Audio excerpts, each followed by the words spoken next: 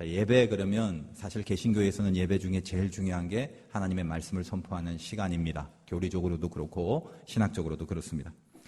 제가 목회를 하면서 믿음이 어느 정도 있는 사람은 항상 설교를 듣는 시간이 두근거리고 또 기대가 되고, 오늘도 내 문제를 하나님의 말씀 앞에 부닥쳐서 어떻게 해법을 얻을까, 그리고 저 말씀이 다른 사람한테 하는 얘기가 아니라 지금 내 삶 속에서 하나님이 적용시키라고 하시는 말씀이니까 어떻게 할까를 고민하고 궁리하면서 자꾸만 내 이 심령 안으로 빨아들이려는 노력들을 하게 됩니다. 그러나 교회에서 예배를 드리려고 앉아있는 사람들이 전부 다 그런 생각을 하는 건 결코 아닐 것입니다. 이 중에도 믿음이 있어서 그 말씀을 빨아들이고 자기의 삶 속에 적용시키려고 하는 사람이 있는가 하면 사실은 아직은 믿음이 없는 관계로 그 말씀이 그저 내가 이제까지 살아왔던 인생과 철학과 자기 경험에 빗대어 객관적으로 참 좋은 말이다, 맞는 말이다, 그냥 이 정도 수준에서 끝내려고 하는, 그리고 그것조차도 동의가 되지 않으면 그냥 튕겨져 나가버리고 혼자 이렇게 눈을 감고 졸다가 혹은 다른 생각을 하다가 그냥 그렇게 떠나버리는 그런 어떤 경우도 분명히 없지 않아 있을 것이다 라는 것입니다. 그런데 하나님을 만나러 온 이 예배 가운데 하나님과 만나는 게 예배라면 만남에 대한 징후가 있어야 되고 만남에 대한 증거가 있어야 되는데, 그것은 다름 아니라 예배가 끝나고 나서 내 삶 속에서 하나님이 나에게 말씀하신 대로 살려고 하는 새로운 의식들이, 그것이 살아나야 된다는 것입니다. 하나님을 만나서 만남에 대한 영향력을 내 삶 속에서 느끼거나 발휘하지 못한다면 오늘 우리가 100번 이 의자에 앉아있든 1000번 의자에 앉아있든 사실 이 시간은 아무런 의미가 없는 시간이 될 수도 있다는 것입니다. 목회를 하면서 믿음이 있어서 노력하는 사람들 보면 가슴이 뿌듯합니다만 행여나 이 믿음이 아직은 없어서 하나님의 말씀이 튕겨져 나가는 사람들을 가만히 바라보면 마치 복음서의 비유처럼 가시밭이나 돌짝밭이나 길가에 뿌려서 똑같은 말씀인데도 옥토에 뿌려서 열매로서 거듭나고 열매를 맺는 인생이 아니라 허무하게 끝나버리는 지체들을 바라보면 목회자인 저는 마음이 사실은 굉장히 안타까울 때가 많습니다. 언제 되려나, 언제쯤 바뀌려나, 언제쯤 열매를 거둘 건가, 저런 식으로 언제까지 갈 건가, 그런 어떤 답답함과 안타까움이 분명히 있을 수 있다는 것입니다. 믿음의 삶 속에서 정답은 결국 믿음 아닙니까? 믿음 갖고 살아내면 모든 것이 살려지고, 믿음 갖고 말씀을 받아들이면 그 말씀이 결국은 나를 세우고 내 인생을 풀게 돼 있는데, 그렇지 못할 경우도 있고 그렇지 못한 지체가 있어서 가슴 아프게 생각하고 있던 터였습니다. 아시다시피 저는 칠레라는 곳에서 퇴원 후에 작은 민박집에 거하게 됐고, 처음 밥을 먹을 때 기도를 하는 모습을 보고 그 주인집 아주머니가 집사님이신데 교회 다니시냐고, 그래서 제가 다닌다고 그랬더니 문득 자기의 깊은 사연을 이야기합니다. 일부 예배 때는 그 사연의 내용까지 다 얘기했는데 중요한 게 아닌지라 시간적으로 생략을 하고, 제가 그 사연을 다 듣고 주님이 저에게 주시는 마음이 있어서 그 집사님에게 왜 그런 일이 있었으며 또 이제도 이후로 또 어떻게 살아야 맞는가라는 것을 하나님이 저에게 주시는 감동으로 이야기를 해드렸습니다. 물론 제가 목사인 줄 모르고요. 이 집사님이 큰 은혜를 받았나 봅니다. 저에게 하나님이 선생님을 통해서, 선생님을 이 민박집에 들리게 하셔서 내가 겪었던 가장 큰 아픔과 그 사연에 대한 해법을 주님이 선생님을 통해서 말씀해 주셨다고 그렇게 기뻐 감동하시면서, 아무튼 하루 2만 원밖에 안 되는 싼 민박집인데도 불구하고 제가 말씀드렸다시피 아침 저녁으로 사골 국물이 나오고 저에게만 들깨 미역국 뭐 기타 등등 몸에 좋은 것을 많이 이렇게 주셨습니다. 참 감사했죠. 근데 주일이 됐는데 지금 제 상황은 사실은 그때 당시만 해도 그렇게 정상적인 상태가 아닌지라 무슨 세수를 하거나 씻거나 이러기도 굉장히 힘들었고, 또 제 옆에 이렇게 끼어있는 그 드레인 튜브라는 그 염증을 빼내는 그 고무 호수가 저 다리 밑까지 이렇게 튜브와 관과 또 통으로 연결이 되어 있는 상태인지라 굉장히 거동이 힘들었다는 것입니다. 근데 주일이 됐는데 그 집사님이 저를 찰떡같이 신앙 좋은 사람으로 하나님이 보내주신 굉장한 메신저로 알고 그렇게 저를 잘 대우해 주셨는데, 명색이 그렇게 신앙 좋은 사람이 주일날 예배를 안 갈 수 있겠습니까? 제가 목사인지라 그냥 저 혼자 성경책 보고 주일날 방에서 조용하게 찬송 부르고 예배를 충분히 드려도 되는데, 마음속에 야, 내가 뭔가 이게 신앙 좋은 모습을 좀 보여야겠다 이런 생각이 들어서 그 집사님께 제가 교회 어디 다니시냐고 했더니 뭐 걸어서는 한 25분 정도 걸리는 거리에 있다라고 그를 얘기를 해요. 뭐 차를 탈 수 있는 형편도 아니고 어떻게 차를 타는지도 몰라서 제가 교회를 갈 테니까 약도를 그려달라고 했더니 이 집사님이 깜짝 놀라면서 아니 선생님 그 몸으로 어떻게 예배를 가겠냐고. 그래서 제가 아주 신앙이 좋은 양 사골 국물을 많이 얻어먹기 때문에 제가 아무리 힘들어도 주일날 예배는 가야 되지 않겠습니까? 그렇게 자신만만하게 이야기하고 약도를 받았습니다. 그 집사님이 저에게 정말 대단하신 분이라고, 역시 뭔가 다르신 분이라고 하면서 극구 칭찬을 하는데 사실 속으로는 저 가기 싫었거든요. 갈 수도 없었고요. 그런데도 어쨌든 그 집사님께 잘 보이려고, 그리고 제 모습이 조금이라도 좀 도전이 될까 싶어서 농담 반 진담 반으로, 그리고 사실은 제 깊은 곳에 예배에 대한 갈증이 있어서요. 하나님 앞에 나가는 게 그게 간절해서. 그래서 사실은 며칠 동안 사실 저는 씻지도 못하고 또 씻을 만한 그런 것도 없었는데, 그날은 아침부터 일찍 일어나 아무튼 간신히 겨우겨우 머리도 감고 또 아무튼 이렇게 뭐 복잡한 절차를 거쳐서 이렇게 몸도 좀 씻고, 그리고 제가 깨끗한 바지를 입기 위해서 이렇게 제 허벅지 종아리 쪽으로 이 테이프로 이 관을 계속 이렇게 밀착시켜 묶고, 그리고 바지를 입고, 그리고 교회를 향해서, 그 집사님은 무슨 섬기는 일이 있어서 좀 일찍 가고 저는 시간 맞춰서 그 교회를 향해서 걸어갔는데 생각보다 굉장히 힘들더라고요. 한두 번 이렇게 걷다가 몇 점 가다가 또 아프니까 조금 쉬기도 하고 또 걷다가 쉬기도 하고, 그러니까 의외로 이 25분 30분 거리가 꽤 긴 거리였습니다. 중간쯤 되니까 포기하고 싶더라고요. 그냥 내가 괜히 외식하는 바리새인처럼 무슨 신앙 좋은 양 뭐 이거 보이려고 내가 지금 움직이는 게 아닌가, 뭐 그런 생각 들면서 돌아갈까 몇 번 생각을 했는데, 그때 문득 제 기억 속에 처음 제가 하나님을 믿고 고등학교 때 예배 속에서 큰 체험을 했던 생각이 났습니다. 여러분께는 몇 번 제가 아마 말씀을 드린 걸로 기억을 하는데, 저는 그 고등학교 때만 해도 이상하게 여름만 되면 꼭 1년에 한 차례씩 고요를 알았던 경험이 있습니다. 그래서 예수 믿고, 그때가 고3 때인데 그날도 여름날 갑자기 열이 나기 시작했는데 그때가 마침 주일이었습니다.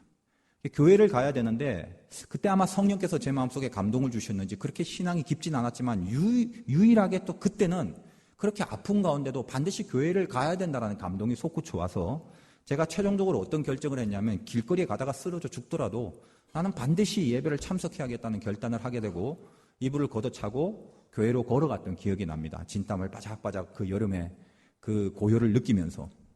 그리고 아무튼 부들부들 떨면서 교회 안을 들어갔을 때 그때 목사님의 설교가 들리기 시작했는데, 그때 들어갔을 때 처음 하시는 말씀이 히브리서 11장에 있는 말씀이고, 믿음이 없이는 하나님을 기쁘시게 하지 못한다. 하나님께 나아가는 자는 반드시 그가 계신 곳과 그가 자기를 찾는 이에게 상 주시는 이심을 믿어야 할지니라.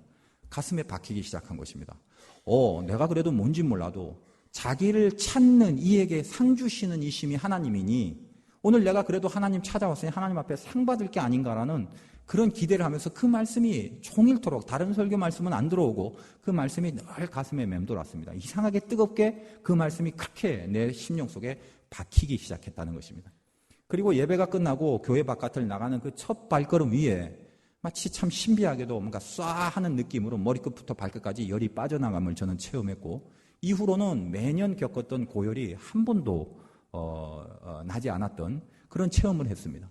그래서 어린 나이에 교리적인 신학적인 바탕도 없지만 뭘 믿게 됐냐면 예배는 능력이다.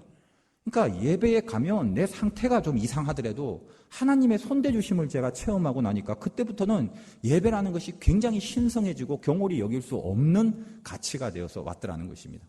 제가 그 생각을 하면서 그 길을 걷는 동안 옛날 생각을 하니까 갑자기 문득 지금 걸어가는 이 힘든 길이 마침 그때 그 예배를 사모하고 간절히 가는 것과 이렇게 매치가 되면서 마음속에 더 깊은 기대와 흥분이 되기 시작했습니다. 하나님이 내가 지금 아프니까, 사람이 목사고 뭐고 아프면 가난해지는 법이죠. 아프면 신앙이 좋아지는 법이죠. 정말 간절한 마음으로 그렇게 예배를 기다리면서 이제껏 저는 설교를 하러 예배를 갔는데 이제는 말씀을 받고 하나님을 만나는 평신도의 입장이 돼서 가는 발걸음이 얼마나 옛날 추억과 매치가 되고 기쁘고 감사하고 흥분이 되는지 저는 그렇게 힘겹게 갔습니다. 그런데 사실은 그래서 내가 큰 은혜를 받았다로 결론을 내야 되는데 오늘 말씀드리는 결론은 좀 반전이 있습니다. 그 기대와 이미 은혜를 다 받은 마음으로 나갔건만 저는 그 예배 속에 적지 않은 실망과 절망을 하고 돌아올 수밖에 없었습니다. 몇 가지 이유가 있었습니다. 그 중에 첫째는 제가 들어가자마자 힘겹게 들어갔는데 안내를 하시는 분이 저를 보고 아마 이제 처음 보는 얼굴이 금방 티가 나니까 거기 이제 한인 교민교회였습니다. 그 근처에는 교민교회가 2개가 있었는데 그 중에 한 교회를 이제 제가 간 거죠. 그래서 제가 가니까 처음 오신 분이 처음 왔다니까 등록을 하시려고 종이와 이렇게 볼펜을 줘서 저는 오늘만 잠깐 들리고 여행객인데 오늘 잠깐 예배만 들리고 간 사람입니다. 그랬더니 그러면 좀 이렇게 앉으시고 이렇게 안내를 해야 되는데 그래도 등록을 하시라는 거예요. 그래서 이게 의미가 없는데 저는 오늘만 잠깐 예배를 드립니다 하면서 그냥 이렇게 대강대강 자연스럽게 뿌리치고 뒷자리에서 앉았는 거예요. 그리고 예배가 지금 시작되고 진행이 되고 있는데 그분이 집요하게 제 옆자리에 와서 또 종이와 볼펜을 들이대고 등록을 또 하라는 거예요. 갑자기 짜증이 그냥 확 나기 시작하는 거예요. 혹시 오늘 여기 처음 오시거나 오신 지 얼마 안 되시는 분은 걱정하지 마십시오. 우리 교회는 등록을 강요하지 않습니다. 만약 누군가 등록을 강요한다면 저에게 와서 신고하시기 바랍니다. 정말 부담스럽고 힘든 거예요. 제가 그거를 몸소 한번 느껴봤어요. 그래서는 안 되겠다. 여러분 혹시 이 중에 교회에 얼마 안 되신 초신자분들은 등록하시지 마시고 마음 내키시고 하나님이 감동을 주실 때 자연스럽게 내키실 때 자발적으로 이제 하셔도 됩니다. 그리고 두 번째는 그런 상태에서 약간 좀 짜증이 난 상태에서 예배에 그래도 집중하려고 제 상태가 얼마나 갈급했겠습니까? 그냥 성경 말씀 한 줄만 들어도 눈물이 줄줄 흘릴 것 같은 가난한 마음으로 그 자리에 갖고 뜨거워졌는데 참 죄송합니다만 그 목사님의 설교 시간 내내 아무리 집중하고 아무리 가슴에 새기려고 해도 도무지 무슨 소리를 하시는지 납득이 안 되고 이해가 안 되는 것입니다. 하나님의 말씀에 대한 얘기가 없고 무슨 다른 얘기를 하는데 그게 그렇게 아무리 애를 써도 집중이 안 되는 거예요. 그래서 정말 제가 죄송스럽고 민망하지만 아마 제가 체력이 좀 딸려서인지도 모르겠습니다만 그렇게 갈급한 마음으로 예배를 드리러 갔건만 저는 중간에 그만 졸고야 말았습니다. 그리고 정신을 차려본 제 자신이 얼마나 부끄럽고 또 화가 나는지 도대체 이게 뭘까? 여기까지 이렇게 해갖고 왔고 내가 은혜를 못 받고 간다는 게 이게 내가 뭔가 부족한 게 맞나? 이런 생각도 해보고. 근데 저는 전문가이기 때문에 뒷자리에 앉아서 앉아있는 성도들의 뒷모습만 이렇게 옆모습만 스캔을 해봐도 상태가 어떤지가 금방 들어오겠죠. 거기 앉아있는 성도님들은 혼이 나간 것 같은 모습으로 앉아있었습니다. 어느 한 명이라도 그 말씀에 집중하는 눈빛 분위기는 제가 느낄 수가 없었습니다. 각자 조용히 앉아서 입만 다물고 있을 뿐 각자의 상상과 공상 속에 나래를 펴고 있었습니다. 멍하니 그렇게 앉아 있었습니다. 성령이 운행하신다는 건 호리만큼도 느낄 수가 없었습니다. 제 가슴이 답답했습니다. 안타까웠습니다. 속도 상했습니다. 제 자신이 집중하지 못한 것에 대한 내 안에서의 또 화도 그렇게 많이 났습니다. 그런데 그 다음에 예배가 끝난 후가 더 안타깝습니다. 예배 중에는 그렇게 시체 같았던 사람들이 세상에 예배가 끝난 이후에 생기가 돌기 시작합니다. 특히 식당에 가서 밥 먹을 때 혹은 3355로 예배가 끝나고 어딘가 휘딱휘딱하고 교회 모퉁이를 돌아가는데 제가 이렇게 문득 봤더니 3355 모여서 거기서 모퉁이에서 담배를 서로 펴가면서 무슨 이야기를 하고 또 이렇게 지나가면서 봤더니 무슨 골프 얘기, 무슨 얘기 얼마나 행복하고 웃으면서 그렇게 생기 있게 이야기를 하는지 모릅니다. 제가 초신자인지라 누군가 저를 데리고 식당으로 가서 여기서 밥을 먹어도 된다는 이런 인도가 있을 줄 알았는데 저쯤 되니까 아무런 인도도 받지 않고 자발적으로 식당 찾아가 밥을 먹었지만 아마 초신자 같았으면 밥도 못 먹고 갔을 것 같아요. 별로 그렇게 큰 관심이 없었습니다. 제가 느낀 건 여기는 예배 공동체라고 할 수가 없다. 여기는 친목 공동체고 교민 공동체구나. 혹시 여기 초신자들이 있습니까? 우리 교회도 식당이 있습니다. 혹시 어디서 밥 먹을까? 아무나 붙잡고 물어보시면 저희 우리 화도교회 성도님들은 친절하게 식당까지 인도해 주셔서 자기 밥까지 아마 덜어줄 것입니다. 걱정하지 마시고 꼭 혹시 처음 오신 분은 식사를 꼭 하시고 가시기 바라요. 이번 기회는 저에게 굉장히 좋은 기회가 됐습니다. 특수한 저의 상황으로 말미암아 평신도가 되고 새신자, 초신자가 돼서 예배를 드리러 가보니까 목사일 때는 느끼지 못했던 그냥 인식만 하고 있었던 것들을 제가 직접 밑바닥에서 경험을 하니까 많은 것들이 느껴졌던 참 좋은 기회였습니다. 밥을 먹고 교회를 나와 이제 다시 숙소로 돌아가는 과정 가운데 참 많은 묵상을 하게 됐습니다. 하나님 참 속이 상하는데 이런 교회 이거 어떡하죠? 여기 있는 사람들 도대체 이대로 그냥 성도로 사는 건가요? 이래도 되는 건가요? 그런 어떤 속상함을 하나님과 대화를 통해서 제가 토로를 하기 시작했습니다. 이제부터 여러분이 잘 들으십시오. 저는 그냥 그렇게 조금 분노가 올라와서 하나님께 여쭈었는데 하나님이 저에게 퍼뜩 주신 마음이 뭔가 하면 너는 처음부터 잘 믿었냐? 이런 겁니다. 너 처음부터 너는 집중하고 뭐 처음부터 성령이 임했냐? 너 처음부터 말씀 들으면 심령에 팍팍 새기고 그랬냐? 가만 생각하니까 저도 처음 믿고 초신자일 때 한심하게 그지없던 기억들이 주마등처럼 스치기 시작했습니다. 성경이 뭔지도 사도 바울이 누군지도 모르고 그냥 밑도 끝도 없이 목사님의 설교를 들을 때 이해가 안 되는 건 마찬가지죠. 한참을 졸거나 딴 생각을 했던 경험이 주마등처럼 스치고 뭐 철야기도니 새벽기도니 뭔지 몰라서 참가한답시고 참가했지만 철야기도 하다가 얼마나 많이 졸아서 졸다가 찬송가를 퍽퍽 떨어뜨렸던 기억이 얼마나 많은지 하나님의 말씀이 모순이라 생각하고 믿기지가 않아서 화가 나서 성경을 던지기도 했고 성경을 찢기도 했던 그런 죄악들, 그런 죄스러운 기억들 이런 것들이 마구마구 생각나기 시작했다는 것입니다. 그러면서 그랬던 내가 지금 목사가 돼서 하나님의 일을 한다는 게 불현듯 너무 신기하기도 하고 감사하기도 하고 또 황당하기도 했습니다. 주님이 저에게 주신 깨달음은 뭐냐 하면 너도 그랬지 않냐. 그 교회는 내가 세운 교회. 그리고 거기 있는 성도들을 나는 사랑한다. 이런 느낌이 그냥 제 가슴 속에 이렇게 와 닿았습니다. 내 생각과는 다르구나. 그리고 하나님의 뜻과 깊이는 항상 깊고 넓구나.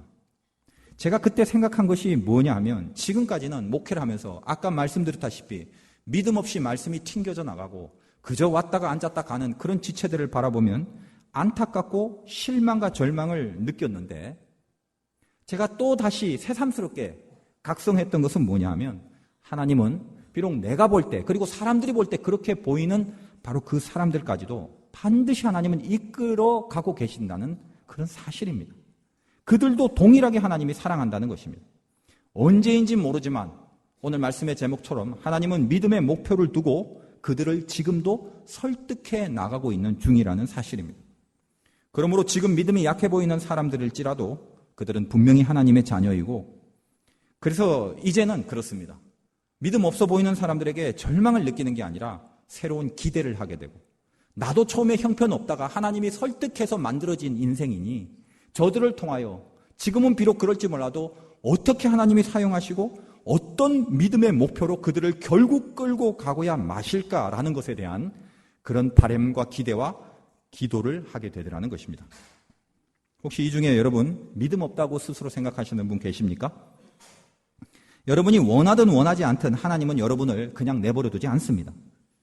당신의 아들의 보혈을 걸고 기필코 지금 여러분들을 하나님은 믿음의 목표를 갖고 설득해 나가실 것입니다. 여러분이 하나님을 조금이라도 믿기 때문에 이 좋고 화창한 주일날 딴 데 안 가고 이 의자에 앉아 있는 것입니다. 이 사실을 하찮게 생각하지 마십시오. 이제 여러분은 믿음의 틀 속에 들어온 사람입니다. 물론 제가 이런 말을 해도 이 중에는 속으로 난 아닌데, 난 가짜인데, 내가 나를 아는데, 그냥 한번 들렸을 뿐인데, 습관처럼 오늘도 왔다 갈 뿐인데, 그냥 누구 때문에 와 앉아 있을 뿐인데, 그렇게 생각하는 분이 있을지도 모릅니다. 그런데 그렇게 생각하지 마십시오. 여러분이 알든 모르든 원하든 원치 않든 이 자리에 있다는 것 자체는 하나님의 관리 속에 들어갔다는 것입니다. 왜 그렇게 확신하냐고요? 그 증거가 있습니다. 그 증거가 뭐냐?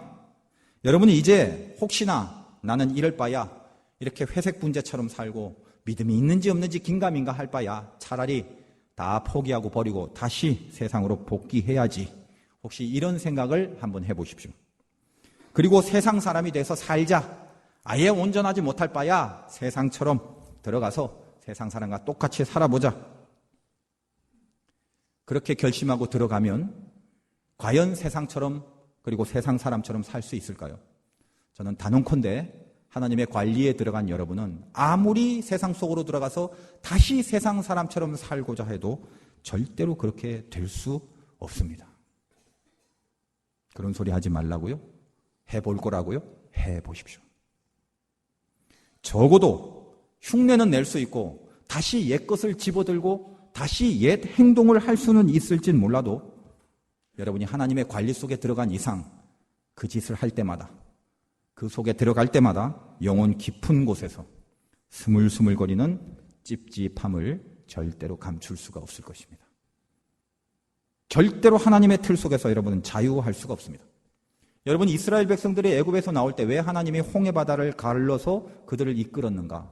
하나님이 얼마나 큰 기적을 베푸시는가에 상징적인 의미가 있는 것이 아니라 그들이 바다를 갈라서 건너 나온 애굽이기 때문에 하나님이 다시 바다를 덮으실 때는 한 번 나왔던 그들은 절대로 애굽으로 돌아갈 수 없다는 것에 대한 상징과 메시지를 주기 위하여 하나님은 이스라엘 백성들을 바다를 통해서 애굽에서 광야로 이끄셨습니다.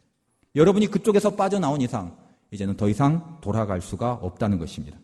싫든 좋든 먹을 게 없어서 마실 물이 없어서 직살나게 고생을 하고 있다 할지라도 여러분이 하나님의 관리 속에 들어간 이상 그 인도되는 여정 가운데서 여러분의 삶의 문제를 풀기로 요구되어 있지 다시 애굽으로 돌아가는 일은 있을 수 없는 운명이라는 것입니다. 그러므로 제일 현명한 것이 무엇입니까? 힘들고 어려워도 침 흘리지 마십시오. 기웃거리지 마시고 뒤돌아보지 마십시오.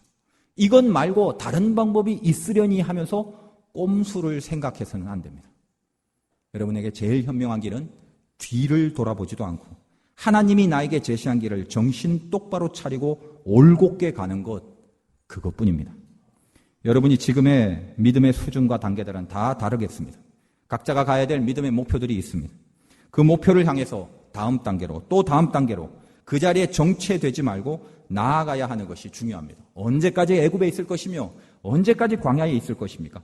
그 다음 단계의 목표를 향해 스스로를 자꾸만 닥달해내는 그런 몸부림들이 우리에게 필요하다는 것입니다. 예배 속에서 내일은 좀 더 나아야지. 예배 속에서 이전의 전주보다는 다음 주는 좀 더 거룩해야지. 좀 더 하나님이 편이 돼야지라는 생명이 내 안에 꿈틀거리고 있다면 이 예배는 하나님 앞에 바로 선 예배가 될 수 있다는 것입니다. 여러분 마음속에 그런 불타는 의욕들이 예배 가운데 솟구치시길 바라요. 하나님이 결국은 여러분을 이끌어 가시고야 말 겁니다. 오늘 본문에 레아가 등장하는데 여러분 레아는 우리가 느낌상 볼 때도 별로 가치 있는 존재는 아닙니다. 왜냐? 야곱이 레아를 원했던 게 아니었지 않습니까? 그런데 외삼촌이 야곱을 속여서 사기를 쳐서 억지로 결혼시킨 존재가 레아입니다. 누가 보더라도 레아는 가치가 없습니다. 성경이 창세기 29장 30절에 야곱이 또한 라헬에게로 들어갔고 그가 레아보다 라헬을 더 사랑하여 레아는 사랑하지 않았다는 것이죠. 즉 레아는 염두에 두고 있지 않았습니다. 그러다 보니 왠지 아브라함, 이삭, 야곱으로 이루어지는 이 신앙의 계보 속에 라헬이 필요한 메이트지 레아는 곁다리로 이렇게 묻어온 아무것도 없는 존재, 영적으로 말하면 믿음의 계보 속에 들어갈 수 없는, 들어가는 게 안 어울리는 존재였다는 것입니다. 믿음이 없는 사람으로 의자에만 앉아있는 사람이라는 것입니다. 내가 신앙을 주도하는 중추에 서고 핵심에 서는 인물이 아니라 변방에서 겉도는 그저 자리에 앉아있는 사람일 수도 있다는 겁니다. 그러나 하나님이 야곱과 함께하지 않았습니까? 늘 야곱과 함께한 하나님은 하나님의 뜻이 아닌 것은 절대로 없을 것입니다. 야곱에게는. 마찬가지로 레아가 비록 야곱이 사기를 통해서 얻은 아내이지만 외삼촌이 야곱을 속이고 사기를 치고 있을 때 하나님이 졸고 주무시다가 나중에 깨어서 어라? 너 사기당해서 레아하고 결혼했네. 미안하다 야. 내가 그거 못 봤다. 평생 네가 짐 주고 살아라. 나도 할 수 없다. 하나님이 그러시겠습니까? 하나님은 쭉 야곱의 옆에서 보고 계셨습니다. 사기를 당한 그 순간에도 라헬이 아니라 정신 차려보니까 레아였던 그 순간도 하나님은 다 알고 있었습니다. 다시 말해서 레아는 우리가 볼 때는 믿음이 없는 변방에 앉아있는 사람일지 몰라도 하나님은 레아도 관리하시고 늘 야곱 옆에서 합력하여 선을 이루시는 당신의 통치하심을 계속적으로 발휘하고 있었다라는 것입니다. 레아에게 집중해서 본다면 레아도 하나님의 관리 속에 들어가는 존재입니다. 지금 여러분 변방에서 앉아있다라고 생각하시는 믿음 없다고 스스로 생각하시는 레아 같은 여러분들 오늘 여러분을 하나님이 레아를 관리하시듯 관리하고 있다는 사실에 동의하시기 바랍니다. 그리하여 이 레아에게 결국은 어떻습니까? 하나님이 아들을 계속적으로 주십니다. 그래서 이 레아를 통하여 하나님의 뜻을 이루는 어떤 열매를 분명히 주십니다. 여러분도 이 중에 나는 믿음이 없으니까 그냥 겉도는 사람이다라고 그저 판단하지 마시고, 나 같은 사람은 그래서 설교 말씀이 적용될 리도 없고 어떤 신앙적인 이야기나 간증들은 나와는 상관없는 것이니 그냥 나를 건드리지 마시오 하는 그런 사람들, 그렇게 함부로 판단하지 마시고, 지금 여러분들 믿음의 높낮이는 다 다를지라도 하나님이 철저하게 간섭하고 이끌어 가신 이상 레아처럼 그 다음의 목표로 끌고 가실 것이라는 것을 염두에 두시고, 지금부터 말씀드리는 이 레아의 믿음의 목표를 여러분도 진단하셔서 내가 지금 어디에 있는지, 그리고 그 다음엔 어떻게 가야 되는가를 살펴보는 시간이 되시기 바라요. 시간이 조금 지날지 몰라도 간단하게 이 믿음의 목표로 가는 3가지의 단계를 말씀드리겠습니다. 자기가 어디에 있는지를 한번 확인해 보시기 바랍니다. 믿음의 첫 번째 단계는 뭐냐면 세상적인 문제 앞에서 믿음의 방법을 제시하신다는 겁니다. 잘 분석해 보십시오. 문제가 뭐라고요? 세상적인 문제. 하나님이 우리에게 처음 믿음을 줄 때는 믿음의 틀 속으로 데리고 올 때 첫 단계는 다 똑같습니다. 세상적인 문제를 던지고 이 세상적인 문제 앞에서 믿음의 방법을 슬쩍 제시하십니다. 이것이 출발입니다. 레아에게 문제를 던집니다. 29장 31절에 여호와께서 레아가 사랑받지 못함을 보시고, 레아의 현실적인 문제가 뭐였습니까? 남편의 사랑을 받지 못한 인간관계의 깨짐이, 이 문제를 앓고 있었습니다. 그게 레아의 아픔입니다. 가장 괴로운 문제였습니다. 그것 때문에 살고 싶지가 않고, 그것 때문에 밥맛도 없고, 그것 때문에 죽고 싶습니다. 그런데 우리가 느끼는 아픔과 괴로움과 고난과 문제들은 가만 보면 그 중에 영적인 것은 사실은 단 하나도 없습니다. 예를 들면 이 세상에 누가 내가 기도가 안 돼. 기도가 안 돼서 내가 확 그냥 죽고 싶어. 나 그냥 자살해 버릴 거야. 이런 사람 있나요? 내가 기도가 안 되고 또 성경이 읽기가 싫어. 무슨 말인지 모르겠어. 그래서 내가 성경이 읽기가 싫어서 너무 마음이 아파. 너무 마음이 아프고 너무 괴로워. 내가 영적으로 약해져서 믿음이 떨어지니까 살고 싶지가 않고 밥맛도 없어. 잠도 안 와. 저는 이제껏 목회를 하면서 그런 식으로 극단적으로 영적인 문제 때문에 괴로워하고 죽겠다고 하는 사람은 보질 못했습니다. 그럼 뭐 때문에 다 죽겠다고 그러고, 뭐 때문에 다 아프다고 하고, 뭐 때문에 다 괴롭다고 하냐? 전부 다 세상적인 문제. 돈이 없어서 죽고 싶습니다. 사업이 안 돼서 죽고 싶습니다. 건강이 무너져 괴롭습니다. 심각한 병이 발견돼서 죽겠습니다. 사고로 다쳐서 아픕니다. 인간관계가 깨졌어요. 가족끼리 싸우고 다툼으로 갈라지고 헤어지고, 진학이 막히고 진로가 안 막히고, 결혼이 안 되고, 부부지간 부모 자식 사이, 친구관계, 직장에서 상사와 동료의 충돌과 갈등들, 이게 다 우리의 문제고 아픔입니다. 어느 것 하나 우리가 세상의 문제 때문에 괴로워하지 영적인 걸로 괴로워하지는 않는다는 것입니다. 다 세상에 있는 내용들입니다. 그런데 하나님이 처음 우리들에게 믿음을 주실 때는 바로 그 세상적인 문제를 우리에게 던져주시고, 그 세상적인 문제 속에 우리를 던지고 우리를 건드리신다는 겁니다. 그리고 나서 그 문제를, 세상적인 문제를 세상적인 방법으로 풀게 하는 것이 아니라 문제는 세상적으로 주시되 그걸 풀어가는 것은 영적인 방법, 신앙의 방법으로 풀라고 길을 제시해 주십니다. 29장 31절, 여호와께서 레아가 사랑받지 못함을 보시고 그의 태를 여셨다. 레아가 자기가 열 수 없습니다. 자기 실력, 자기 조건으로 이 문제를 해결할 수 없습니다. 하나님이 그의 태를 열어주십니다. 하나님이 어떤 길을 주십니다. 하나님의 방법으로 우리를 건드리십니다. 여러분이 만약 지금 내가 이 구도에 들어왔네, 내가 드디어 세상적인 문제에 봉착하게 됐네, 그런데 이거를 푸는 방법이 하나님이 나에게 원하시는 방법이라는 걸 조금이라도 약간이라도 느끼거나 의식하고 있다면 지금 여러분은 이 믿음의 틀 속에 걸려들은 것입니다. 그래서 감사해야 됩니다. 이제 하나님 틀 속에 입문한 것입니다. 자, 세상적인 문제, 돈이 없어서 죽을 지경입니다. 세상적인 방법을 빌린다면 어디서 훔치든 사기를 치든 빌리든 그래야 되는데, 하나님은 그렇게 말하는 게 아니라 분명히 돈이 없는 문제인데 기도를 하라고 하신다는 겁니다. 세상적인 문제인데 방법을, 영적인 방법을 슬쩍 제시하십니다. 너 어디 가서 사기치려고 하지 말고, 장꾀 부리려고 하지 말고 새벽에 나와 기도해라. 물질의 문제인데 기도의 태를 여십니다. 내가 이놈을 어떻게 죽이지, 어떻게 없애버리지 하고 이를 갈고 있는데 그 세상적인 문제 앞에 하나님은 나타나셔서 너가 죽고 너가 참아 용서하라고 증오와 분노의 문제 앞에 자기를 죽이는 십자가의 태를 여십니다. 그렇게 제시를 하십니다. 이건 세상에는 없는 방법입니다. 영적인 방법입니다. 모든 믿음의 시작은 여기서 출발하며 여기 앉아있는 여러분들은 이 단계 속에 있습니다. 여러분 지금 몰라서 못 푸는 것이 아니라 문제는 까마득한 세상의 문제지만 여기서 하나님이 제시하고 슬쩍 던져주는 해법은 전부 다 영적인 것입니다.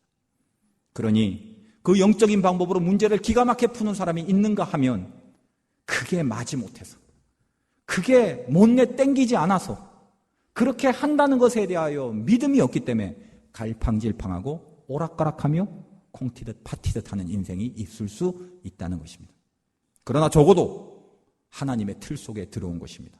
세상적으로 건드려졌는데 이걸 믿음과 신앙의 방법으로 길을 제시하는 그거를 봤다면 여러분은 믿음 가운데 있다는 것입니다.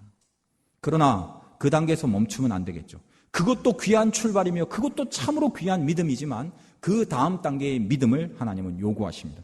두 번째 단계는 뭐냐면 자기를 위해서 믿음을 붙잡는 단계입니다.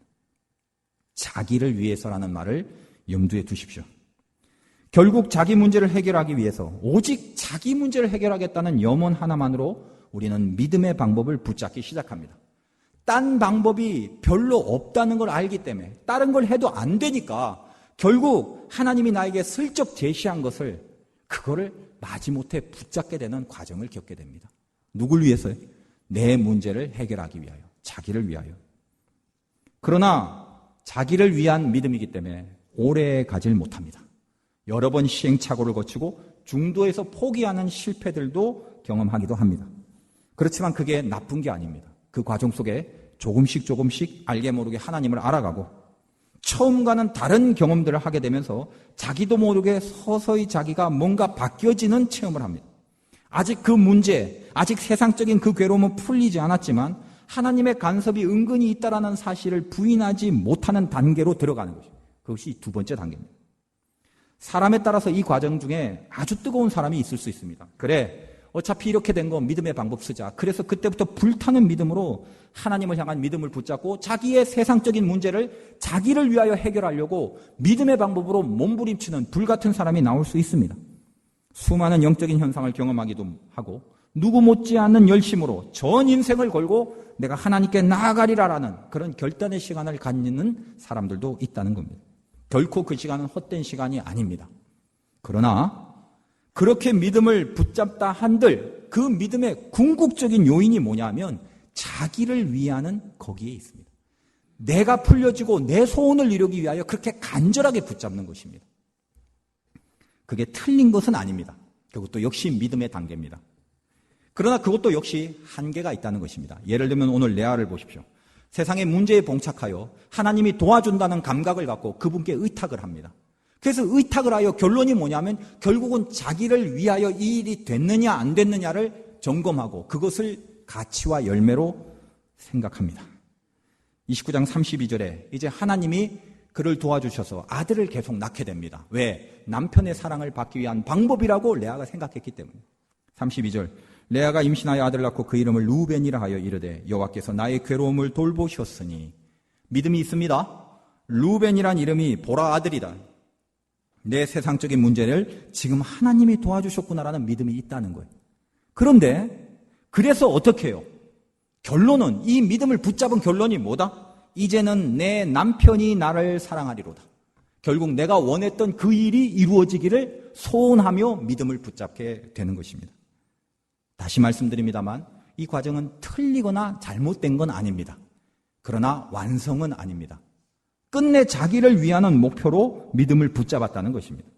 그리고 나서 33절에 또 임신하여 아들을 낳고 이르되 여호와께서 내가 사랑받지 못함을 들으셨으므로 하나 갖고는 안 되겠다는 거예요. 하나 갖고는 내 소원, 내가 그렇게도 원하는 남편이 나를 사랑하는 일이 약하다는 거예요. 그래서 하나님께서 내가 사랑받지 못함을 들었다. 누구한테 사랑받지 못했다고요? 하나님께 사랑받지 못한 게 아니라 내 남편에게 아직 사랑받지 못하고 있다는 것을 하나님이 들었으니 그걸 좀 도와달라는 거예요. 하나님. 그래서 그걸 도움을 받기 위하여 다시 하나님을 향한 믿음을 레아가 붙잡는 것입니다. 그래서 두 번째 아들, 그의 이름을 시므온이라 하고 들으심이란 뜻을 갖고 있습니다. 세 번째 34절에 또 임신하여 아들을 낳고 이르되 내가 그에게 세 아들을 낳았으니 내 남편이 지금부터 나와 연합하리라. 3명쯤 낳았으니 세 번째 이름을 레위인데 이름이 연합입니다. 이제 셋쯤 됐으니까 더 이상 남편이 딴 데 안 가겠지. 결론이 뭐라고요? 남편이 나와 연합하는 것이 또 결론입니다. 지금 이 세 아들을 통해서 레아의 마음이 뭡니까? 세상적인 문제에 봉착하여 믿음은 붙들었지만 이 믿음을 결국은 자기를 위한 믿음으로 붙잡는 열심, 그 믿음의 수준에 머물렀다는 것입니다. 우린 전부 지금 이 레아의 수준을 통과해 왔고 지금도 통과하고 있습니다. 지금 내가 간절하게 믿음을 붙잡는 이유가 무엇입니까? 결국은 나를 위한 것입니다. 그게 틀렸다라는 것이 아닙니다. 예를 들면 이런 겁니다. 지금 회사가 부도 직전입니다. 그래서 산에 들어가 금식하며 하나님을 붙잡습니다. 틀린 게 아니죠. 근데 결국 무엇입니까? 그 믿음을 붙잡는 의욕이 내 문제를 해결하기 위하여 붙잡는 것이죠. 그 단계입니다. 나쁜 게 아닙니다. 우리는 다 그렇게 지금 살아오고 있습니다. 또 병원에 갔더니 말기암이랍니다. 산에 들어가 금식해야 되겠죠. 왜?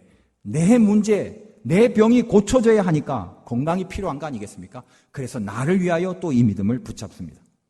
분명히 세상 속에서 속출하는 문제지만 하나님의 자녀이기 때문에 믿음의 방법을 하나님은 제시했고 우리는 그것을 선택했습니다. 온전한 완벽한 믿음이 있어서가 아니라 긴가민가 하면서도 결국은 이 방법밖에는 안 된다는 걸 아니까 나를 위하여 내가 살고자 그 믿음을 끝까지 붙잡습니다. 대책이 없으니까 믿음의 방법밖엔 쓸 수 없는 것이죠. 그런데 그 과정에서 온전하지 않지만 모든 하나님의 자녀는 하나님을 경험하고 크든 작든 만나기 시작합니다. 기적적인 회복이 일어나기도 하고 불치의 병에 고침받기도 합니다. 제가 보니까 통계적으로 조사를 하면 초신자들이 처음 하나님 앞에 자기를 위해서 믿음을 붙잡는 순간 하나님이 즉각적으로 손대 주시는 경험이 굉장히 많습니다. 그러니까 초신자들은 잘 이용하십시오. 하나님이 아직 수준이 안 되기 때문에 하나님이 이것 때문에 하면 금방금방 들어주시는 경우가 많습니다. 자, 그런데 신앙의 뼈대가 좀 있으신 분들이 있죠. 제가 통계적으로 가만히 보니까 이런 사람들 시간이 걸립니다. 한마디로 좀 뼈대가 있는 사람들은 하나님이 좀 심하게 굴리십니다. 왜 그럴까? 그 사람은 그래도 결국 견디어낸다는 걸 자기는 모르지만 하나님은 압니다.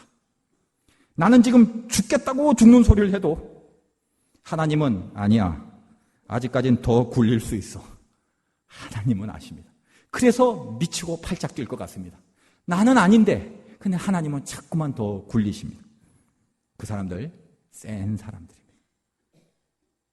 난 왜 이래가 아니고 저 인간 교회 다닌 지 며칠 안 됐는데 기도했더니 척 떨어졌네. 난 뭐야. 가지 마십시오. 그 사람 센 사람. 그러니 하나님은 그 사람들에게 더 깊고 더 온전한 믿음을 추구하게 하십니다.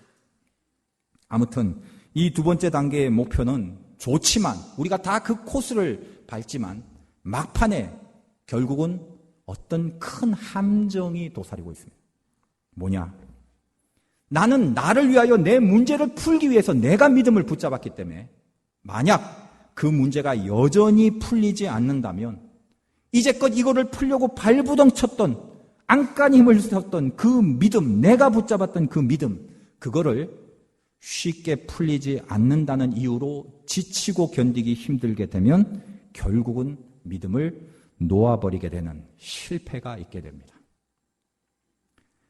우리는 다 그 경험을 했습니다. 여러분 잘 생각해 보십시오. 여러분 누굴 믿는 겁니까? 하나님을 믿는다고 얘기를 합니다. 그런데 분석을 해보면 이 두 번째 단계의 믿음은 뭐냐면 하나님 자체를 믿는 게 아니라 하나님이 풀어주실 내 일의 잘됨을 믿는 겁니다. 하나님을 궁극적으로 믿는 건 아닙니다. 그거는 분명히 믿음에 있어서 필요한 과정이긴 하지만 우리가 그 다음 단계로 가야 될 요구를 받고 있습니다. 거기에서 멈추시면 안 된다는 거예요. 그러면 그 다음 단계의 목표가 뭐냐? 세 번째는 하나님을 위하여 믿음에 붙들리는 것입니다. 두 번째는 뭐라고요? 자기를 위하기 때문에 내가 믿음을 붙잡는 거예요.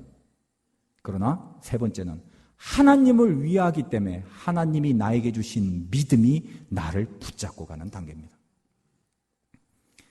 믿음이란 건 하나님을 믿는 거죠. 문제가 해결됐냐 안 됐느냐로 내 믿음을 가질 건가 버릴 거냐 이렇게로 가는 건 진짜 믿음이 아닙니다. 그 문제와 상관이 없어야 됩니다. 하나님 자체를 믿는 것으로 모든 것이 충분하다고 인정해버리는 믿음이 돼야 됩니다. 그래서 어렵습니다. 그래서 여기까지 가는 게 그렇게 힘듭니다. 여러분, 하나님을 사랑한다고 하죠. 사랑하는 사람은 조건이 아니죠. 그 사람이 뭘 해주면 사랑할게? 그건 사랑이 아닙니다. 오늘도 결혼할 커플이 잠깐 와서 상담을 하고 기도를 했는데 저는 어떤 커플이라도 늘 이런 말을 합니다. 어떤 남자와 여자를 만나든지 간에 항상 내가 혼자 있을 때보다 그 여자나 그 남자를 만나면 나 혼자 있을 때보다 훨씬 물질적, 상황적, 환경적 여건이 더 나아질 거다. 내가 저 여자를 만나서 이득이 있을 것이고 내가 더 남자를 만났기 때문에 나는 분명히 더 이익이 될 거다라는 생각을 한다면 그거는 절대로 사랑이 아닙니다. 얼마 못 갑니다. 사랑은 알다시피 조건이 없는 거예요.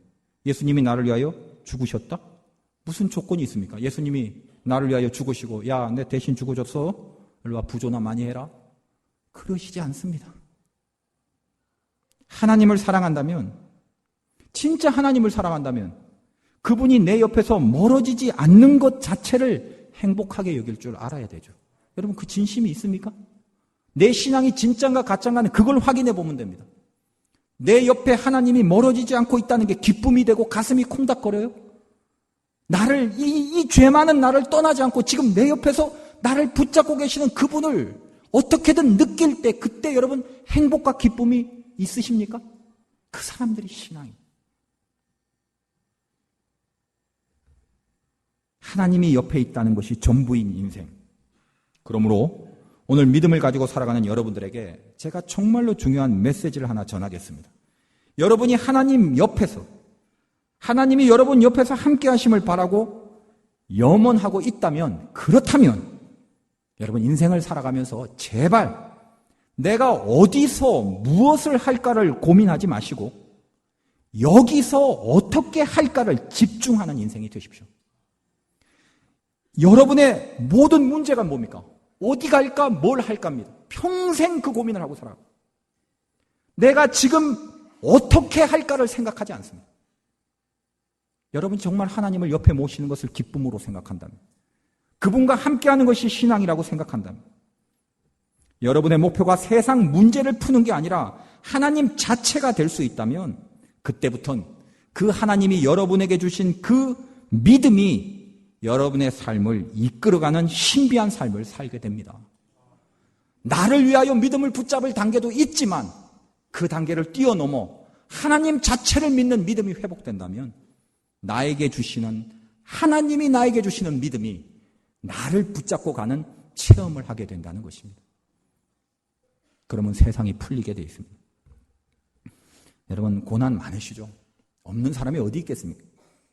고난이 심하면 그 고난의 내용은 다 달라도 누구나 그 심한 고난을 느끼면 가장 밑바닥에서 느끼는 감정이 있는데 그게 뭔가 하면 외로움입니다. 지금 내가 이 심각한 고난을, 이게 정말 심각하다면 그걸 누구하고 나눌 수 있겠습니까? 부부끼리 나누고 친구끼리 나누고 부모 자식 간에 나눌 수 있습니까? 진짜 심각한 고난이라면? 예를 들면 감기 같은 걸 걸렸다고 합시다. 하찮은 감기. 이 감기 같은 거는 여러 명이 나눌 수가 있죠. 야, 나 감기 걸렸어. 약이 뭐가 좋아? 판피린이 좋아? 판코레이가 좋아? 아, 그거는 위장이 별로 안 좋대. 내가 이 약 잘 먹는데 내가 조제한 거 너 한번 먹어봐. 얼마나 풍요롭게 나눌 수 있어요. 그런데 여러분이 며칠 안에 죽는 불치의 병이 걸렸다고 칩시다. 그 순간 그것이 분명하다면 그걸 누구하고 나누겠어요? 불치의 병인데. 그러니 아무리 옆에 사람이 있어도 결국 심각한 고난은 나를 외롭게 합니다. 제가 이번에 먼 나라에 가서 아플 때 참 외로웠어요. 아픈 것도 있지만 외롭더라고요. 말이 안 통해요. 소통이 안 돼요. 어디 뭘 나눌 수가 없어요. 한국에 왔을 때 제가 인하대 병원에 응급실에 입원했을 때 수많은 의사들이 계속 찾아와서 똑같은 질문을 계속 물어보는데 웬만하면 굉장히 짜증이 날 것 같아요. 내가 이래 돼서 이런 상태라고 한번 말하면 지네끼리 의논을 하고 딱 결정을 하면 되는데 또 새로운 사람이 와서 또 똑같은 질문하고 또 똑같은 질문 7, 8번, 9번을. 근데요, 짜증이 안 나더라고요. 왜? 그냥 그 묻는 질문 앞에 말할 필요도 없는 것까지 제가 자세히 얘기를 했어요. 왜? 그 말 통하는 게 너무 좋아서 이제껏 그렇게 소통이 안 되다가 그냥 내가 이런 거라는 걸 끄떡거리는 그게 좋아서. 얼마나 외로웠나 아시죠? 얼마나 외로웠으면 그랬겠어요.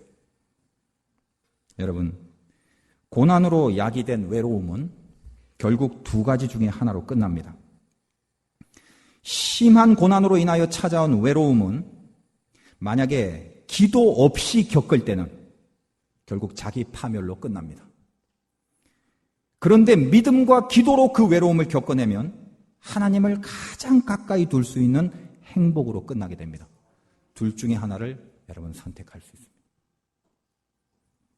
저는 고난 때문에 여러분에게 야기된 외로움이 하나님을 가장 가까이 두는 행복으로 바뀌는 절호의 은혜로 찬스로 삼으시길 바랍니다. 하나님이 우리들에게 주신 기회입니다. 여러분의 마음의 찬송은 노래가 아닐 것입니다. 찬송은 내 상황이 어떻든지 내 소원이 이루어졌다고 기뻐서 흘러보내는 음악, 노래가 아니라 어떤 상황에서든지 간에 하나님 자체를 사랑하고 그분을 바라고 믿는 믿음 때문에 자연스럽게 흘러나오는 능력입니다. 그게 찬송입니다. 레아는 세 번째 아들을 낳을 때까지는 하나님을 믿고 알았지만 자기가 붙잡은 믿음이었을 것입니다. 나쁜 건 아닙니다. 그것도 중요한 겁니다. 그러나 이제 그 다음 목표로 하나님은 레아를 간섭하십니다. 그는 마지막 네 번째 아들인 유다를 낳고 드디어 앞서 있었던 믿음의 단계를 도약해버립니다. 29장 35절. 그가 또 임신하여 아들을 낳고 이르되 내가 이제는 앞에 아들을 낳았을 때 남편이 나를 사랑하겠지. 내 마음의 소원과 나를 위하여 붙잡았던 믿음이 아니라 예전과 다른 이제는 여호와를 찬송하리로다. 남편이 나를 사랑하겠지 하는 바람은 하나도 없어져 버립니다. 여호와를 찬송하리로다로 열매를 맺습니다. 왜요? 이제 드디어 레아는 그 경험 속에서 하나님을 위하여 믿음이 나를 붙잡는 단계로 들어갔기 때문에 그렇습니다. 하나님 자체를 찬송하는 믿음에 붙들려 있습니다. 그래서 낳은 아들인 유다의 이름은 찬송이란 뜻이고 하나님은 이 깊은 의미가 있는 유다를 통해 예수 그리스도를 탄생케 하십니다. 믿음에 붙들리는 인생 가장 중요합니다. 다시 말씀드리지만 하나님이 주시는 믿음에 붙들린 인생, 하나님을 위하여 믿음에 붙들린 그 인생은 어디서 무엇을 할까에 집중하지 않고 여기서 어떻게 할까를 집중합니다. 내 옆에 함께 하신 하나님 때문에 여기서 어떻게가 결정되는 인생을 살게 된다는 것입니다. 여러분의 믿음의 목표가 상승하는 은혜가 있으시기를 주님의 이름으로 축원드립니다.